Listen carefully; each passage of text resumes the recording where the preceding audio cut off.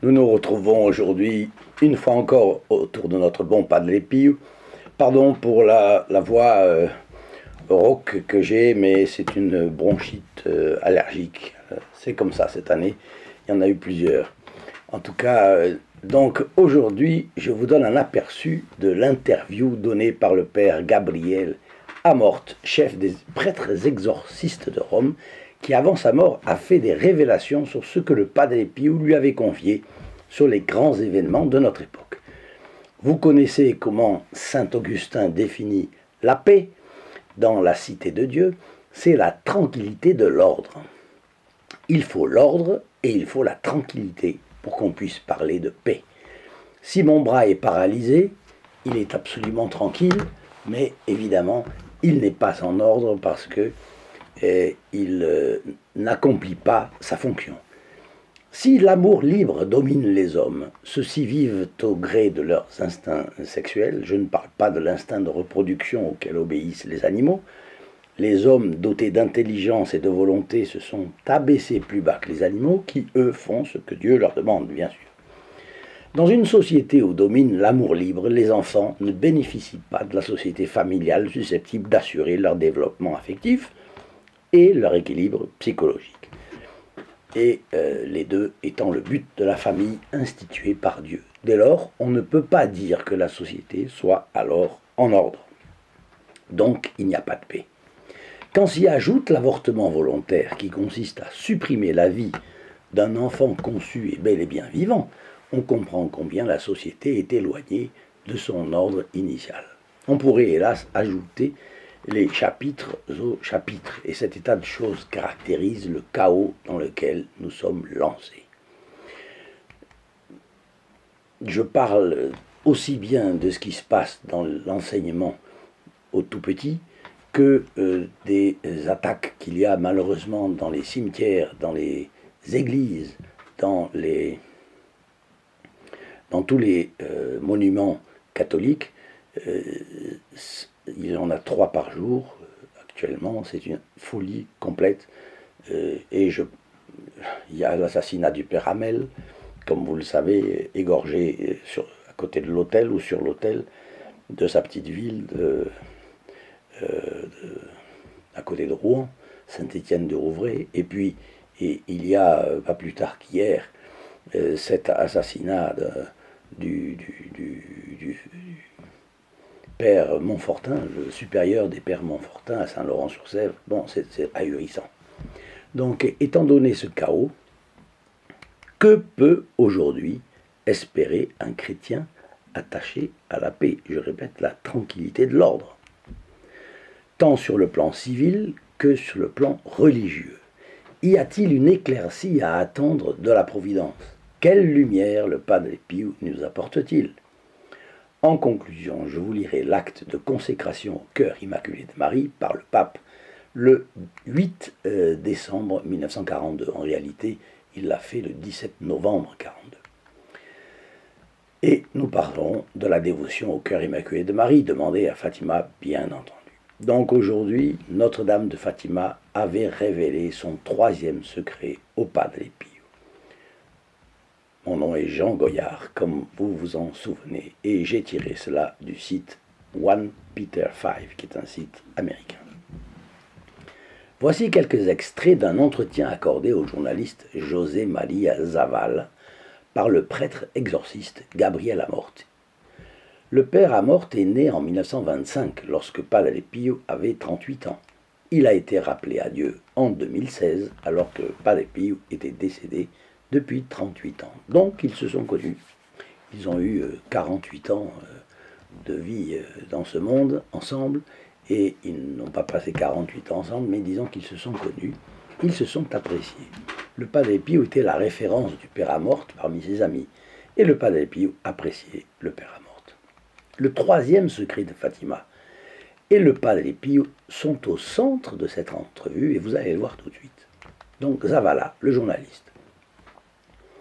Permettez-moi d'insister sur le troisième secret de Fatima. Le Padre Pio l'a-t-il donc relié à la perte de la foi au sein de l'Église? Le père Gabriel fronce les sourcils et lève le menton. Il montre beaucoup d'inquiétude et répond ceci. En effet, le Padre Pio m'a dit un jour avec une grande tristesse. Vous savez, Gabriele, c'est Satan qui a été introduit dans le sein de l'Église. Et dans très peu de temps, il viendra régner sur une fausse Église. Zabala, mon Dieu, une sorte d'antéchrist? Quand vous a-t-il prédit cela? Le père Amorte. Ce devait être en 1960, car j'étais déjà prêtre à cette époque. Zabala. Est-ce pour cela que Jean XXIII a eu tant de réticence à publier le troisième secret de Fatima, de peur que les gens ne pensent que lui-même était l'antipape ou quelque chose du genre? Un léger mais familier sourire apparaît sur les lèvres du père Amorte, qui ne répond pas en fait. Zavala, le Padre Pio a-t-il dit autre chose sur les catastrophes futures? Tremblements de terre, inondations, guerre, épidémie, famine, tsunami. A-t-il fait allusion aux mêmes fléaux prophétisés dans les Saintes Écritures? Le père Amorte. Intéressant.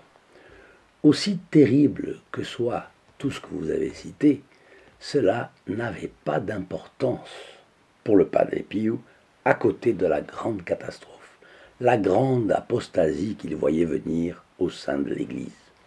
C'est le problème qu'il a véritablement tourmenté et pour lequel il a prié et offert une grande partie de ses souffrances, lui qui était crucifié par amour. Zavala. Le troisième secret de Fatima, alors,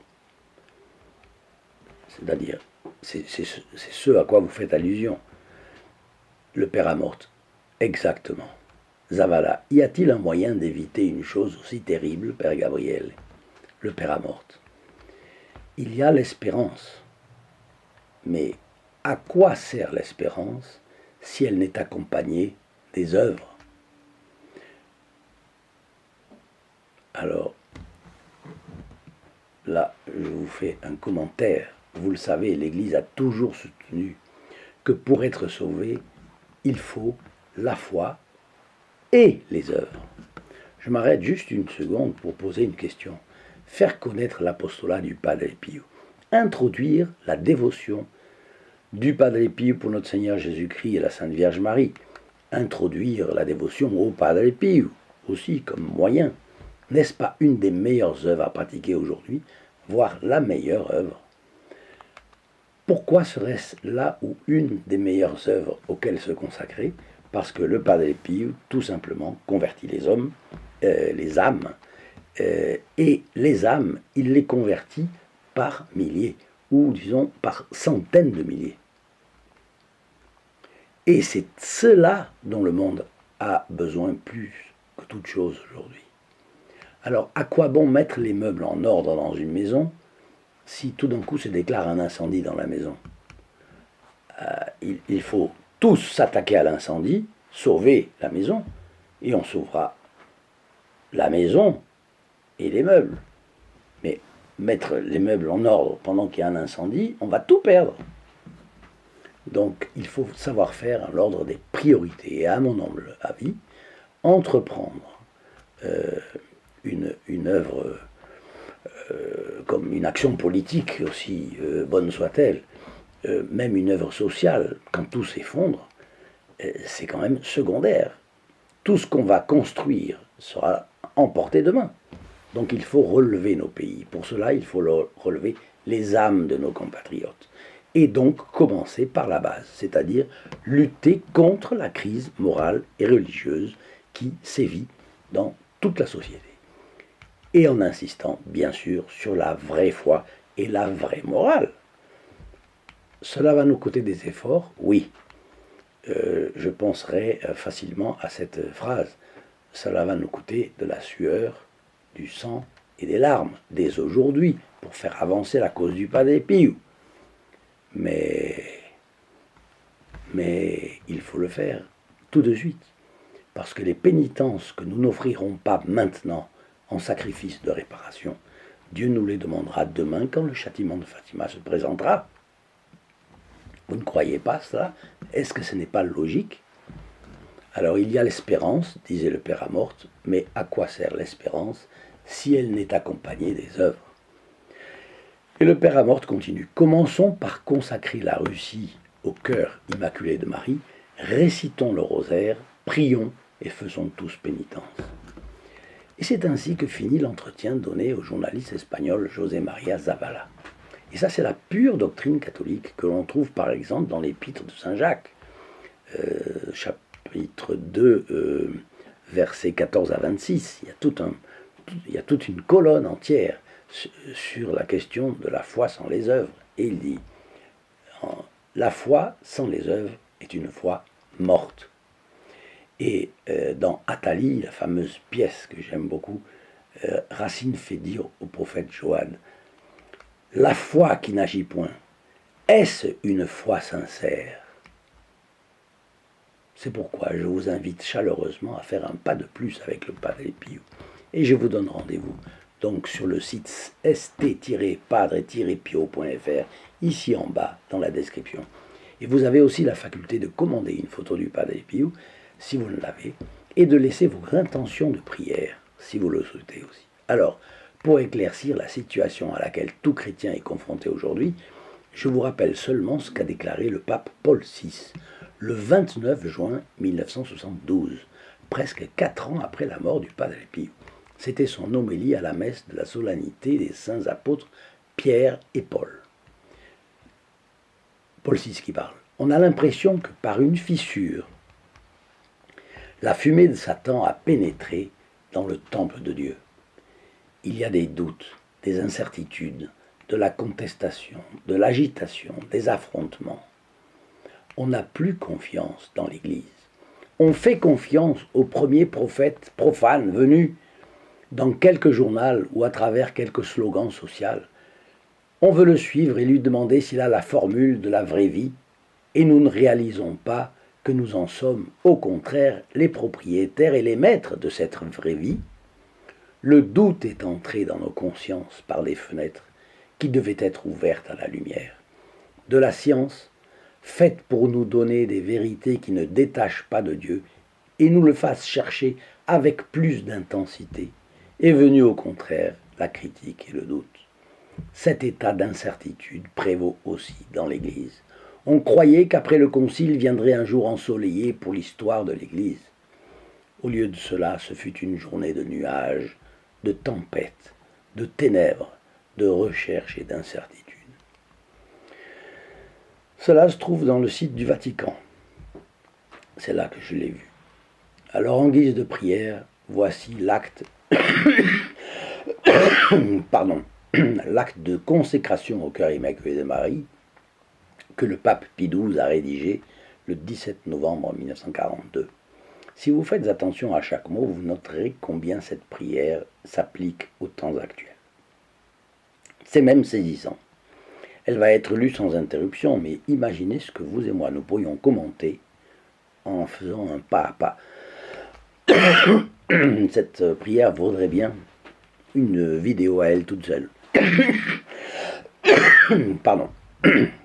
Ô Reine du Très Saint Rosaire, secours des chrétiens, refuge du genre humain, victorieuse de toutes les batailles de Dieu, nous voici prosternés, suppliants au pied de votre trône, dans la certitude de recevoir les grâces, l'aide et la protection opportunes dans les calamités présentes, non en vertu de nos mérites, dont nous ne saurions nous prévaloir, mais uniquement par l'effet de l'immense bonté de votre cœur maternel. C'est à vous, c'est à votre cœur immaculé qu'en cette heure tragique de l'histoire humaine, 1942, nous nous confions et nous nous consacrons non seulement en union avec la Sainte Église, corps mystique de votre Fils Jésus, qui souffre et verse son sang en proie aux tribulations en tant de lieux et de tant de manières, mais en union aussi avec le monde entier déchiré par de farouches discordes. Embrassé d'un incendie de haine et victime de ses propres iniquités. Laissez-vous toucher Par tant de ruines matérielles et morales, par tant de douleurs, tant d'angoisses, de pères et de mères, de frères, d'enfants innocents, par tant de vies fauchées dans la fleur de l'âge, tant de corps déchiquetés dans l'horrible carnage, tant d'âmes torturées et agonisantes, tant d'autres en péril de se perdre éternellement. Ô Mère de miséricorde, obtenez-nous de Dieu la paix et surtout les grâces qui peuvent en un instant convertir le cœur des hommes, ces grâces qui préparent, concilient, assurent la paix. Reine de la paix, priez pour nous et donnez au monde en guerre la paix à laquelle les peuples aspirent. La paix dans la vérité, dans la justice, dans la charité du Christ. Donnez-lui la paix des armes et la paix des âmes, afin que, dans la tranquillité de l'ordre, je souligne parce que on parlait tout à l'heure de la tranquillité de l'ordre, dans la tranquillité de l'ordre s'étende le règne de Dieu. Accordez votre protection aux infidèles et à tous ceux qui gisent encore dans les ombres de la mort. Donnez-leur la paix, faites que se lève pour eux le soleil de la vérité et qu'ils puissent avec nous, devant l'unique Sauveur du monde, répéter « Gloire à Dieu au plus haut des cieux et paix sur la terre aux hommes de bonne volonté ». Aux peuples séparés par l'erreur ou par la discorde, particulièrement à ceux qui professent pour vous une singulière dévotion et chez lesquels il n'y avait pas de maison qui n'honorât votre vénérable icône, peut-être aujourd'hui cachée et réservée pour des jours meilleurs, donnez la paix et reconduisez-les à l'unique bercail du Christ, sous l'unique vrai pasteur. Obtenez à la Sainte Église de Dieu une paix et une liberté complète. Arrêtez les débordements du déluge néo-païen. Développez dans le cœur des fidèles l'amour de la pureté, la pratique de la vie chrétienne et le zèle apostolique, afin que le peuple des serviteurs de Dieu augmente en mérite et en nombre.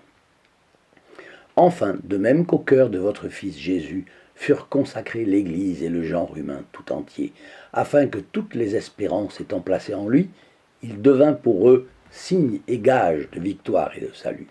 Ainsi et pour toujours, nous nous consacrons à vous, à votre cœur immaculé, ô notre Mère et Reine du monde, pour que votre amour et votre protection hâtent le triomphe du règne de Dieu, et que toutes les nations, en paix entre elles et avec Dieu, vous proclament bienheureuse et entonnent avec vous, d'une extrémité du monde à l'autre, l'éternel Magnificat de gloire, d'amour, de reconnaissance au cœur de Jésus, en qui seules elles peuvent trouver la vérité, la vie et la paix. Demandons à Saint Pio de Pietrelcina, c'est moi qui le rajoute, de graver ces mots dans nos cœurs. Chers amis, je vous souhaite la bénédiction du Padre Pio et nous nous retrouverons demain. Au revoir.